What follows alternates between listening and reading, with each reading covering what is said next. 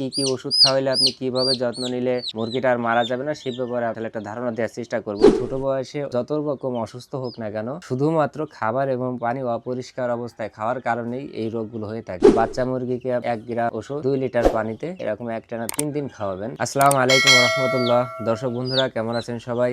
আপনারা জানেন আমরা ফার্মি মুরগি সম্পর্কে আপনাদের সঙ্গে সবসময় নতুন নতুন এবং খুবই গুরুত্বপূর্ণ বিষয় নিয়ে আলোচনা করে থাকি। তো আজকে আপনাদের সঙ্গে আমরা আলোচনা করব যে ফার্মি মুরগির বাচ্চাগুলো থাকে ছোট বাচ্চা। আপনারা জানেন যে এটা বোর্ডিংয়ের সময় খুবই একটা ঝামেলা হয়। অনেক সময় যারা নতুন তেনারা তো বুঝতে পারেন না বোর্ডিংটা কিভাবে করতে হয়। বোর্ডিংয়ে কিন্তু তেনারা বাচ্চাগুলো মেরে ফেলেন। তো আসলে বোর্ডিংটা যেহেতু কঠিন, এটা যদি আপনি নতুন অবস্থায় না জানেন সেক্ষেত্রে কিন্তু মুরগিটা বোর্ডিংয়ে অসুস্থ হয়ে মারা যাবে, এটা কিন্তু স্বাভাবিক একটা ব্যাপার। তো এই জন্য আজকে আপনাদেরকে আমরা বোর্ডিংয়ে কি কি কারণে বাচ্চাগুলো মারা যায়, সময় দেখা যায় যে বাচ্চা মুরগির যে পিছনে পায়খানাগুলো লেগে থাকে, এটা কিন্তু একটা রোগ এবং এটা প্রতিকার কিভাবে এটা আপনারা করবেন সেই বিষয়ে ইনশাল্লাহ আপনাদের সঙ্গে আমরা আলোচনা করব। এটাকে যদি আপনি পাশ কাটিয়ে যদি ওষুধ দিয়ে যদি সুন্দরভাবে সামনের দিকে নিয়ে যেতে পারেন তাহলে কিন্তু আপনার মুরগিটা মরার কোনো সম্ভাবনা থাকবে না।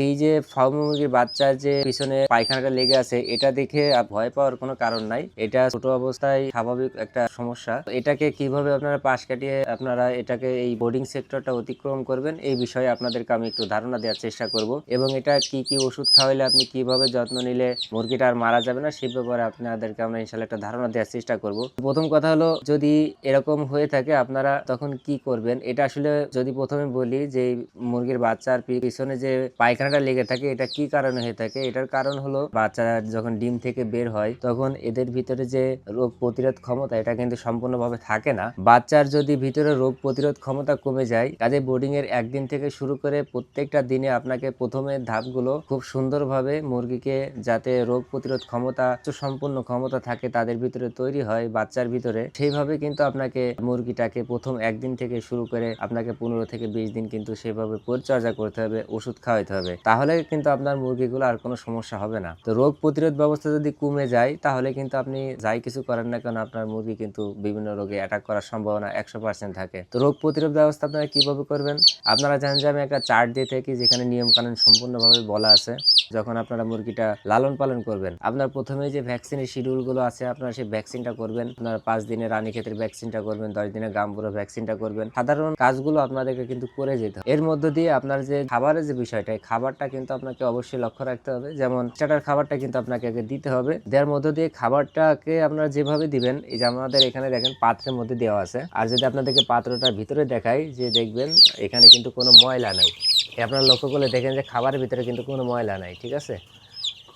এই যে স্টান আছে, স্টানে পরে কিন্তু আপনাদেরকে দিতে হবে। কারণ হলো নতুন জেনারা এনারা কিন্তু এই ভুলটা খুব করে থাকেন। যখন বাচ্চাগুলো ছোট থাকে তখন কিন্তু এই তুষের উপরে অনেক সময় খাবার পাত্রটা দিয়ে রাখেন। তখন হয় কি, এই যে পায়খানাগুলো করা আছে এই পায়খানাগুলো খাবারের সঙ্গে মিশে এবং পানির সঙ্গে মিশে কিন্তু একাকার হয়ে যায়। পায়খানাযুক্ত খাবার এবং পায়খানাযুক্ত পানি যদি বাচ্চাগুলোতে খায় তখন কিন্তু সঙ্গে সঙ্গে নানান ধরনের রোগে কিন্তু আক্রান্ত করে। আমি অবশ্যই বলবো বোর্ডিং এর যে নিয়মটা আছে সেই নিয়ম অনুযায়ী আপনাকে 2 থেকে 3 দিনের মধ্যে আপনাকে স্ট্যান্ডের উপরে দিয়ে তারপরে কিন্তু খাবার এবং পাত্রটা দিয়ে পরিষ্কার খাবার এবং পরিষ্কার পানি কিন্তু আপনাকে বাচ্চাকে দিতে হবে। আর যেনারা 100 পিসের উপরে পালন করবেন তেনাদের জন্য তো আমরা স্পেশালি একটা নিয়ম কানুন দিয়ে থাকি, সেটা সম্পূর্ণ বাণিজ্যিক এবং সরকারি একটা নিয়ম। তো তার সঙ্গে আমরা সেই চার্টে কিন্তু সুন্দরভাবে সকল বিষয় উল্লেখ করা আছে। কাজেই যেনারা 100 পিসের উপরে নেবেন তেনারা কিন্তু সহজে আমাদের থেকে সেই বোর্ডিং সেক্টরটা সম্পূর্ণভাবে জানতে পারবেন। একটা কথা বারবার মনে রাখবেন, মুরগিকে ছোট বয়সে যত রকম অসুস্থ হোক না কেন, শুধুমাত্র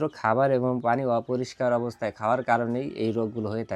যদি এই সমস্যাটা হয় দেখবেন যে আমাদের এই বাচ্চাগুলো অনেকটা সুস্থ। বাচ্চা যদি এরকম সুস্থ থাকে এবং বাচ্চা যদি চলাফেরা ঠিক থাকে, খাবার পানি সবকিছু ঠিকঠাক করে খায়, আপনার চিন্তা করার কোনো কারণ নাই। অবশ্যই আপনার মুরগিগুলো সুস্থ আছে। আর যদিও এটা সমস্যা হয়ে যায় তো সেক্ষেত্রে আপনারা কি করতে পারেন, তার জন্য একটা ওষুধ আছে ছোট বয়সে বাচ্চার জন্য। আপনারা কসমিক্স প্লাস একটা ওষুধ আছে, এই ওষুধটা আপনারা খাওয়াবেন বাচ্চা মুরগিকে। আপনার 1 গ্রাম ওষুধ 2 লিটার পানিতে এরকম একটানা 3 দিন খাওয়াবেন। আপনি এইভাবে যদি খাওয়াইতে পারেন তো আশা করা যায় এই রোগের থেকে অনায়াসে কিন্তু বাচ্চাগুলো মুক্ত থাকবে। আপনারা জানেন যে আমরা প্রতিনিয়ত আপনাদের সঙ্গে খুবই গুরুত্বপূর্ণ আলোচনা করে থাকি। আমাদের এই নড়াইলে মুরগি খামারি চ্যানেলের ভিডিওগুলো যদি আপনার ভালো লেগে থাকে অবশ্যই আমাদের চ্যানেলটিকে আপনারা সাবস্ক্রাইব করবেন। আশা করি আমাদের এখান থেকে যে তথ্যগুলো আমরা দিয়ে থাকি এই তথ্যগুলো জানার মাধ্যমে আপনি অনেক উপকৃত হতে পারবেন। সবাই ভালো থাকবেন, দেখা হবে অন্য কোনো বিষয় নিয়ে। আসসালামু আলাইকুম রহমতুল্লাহ।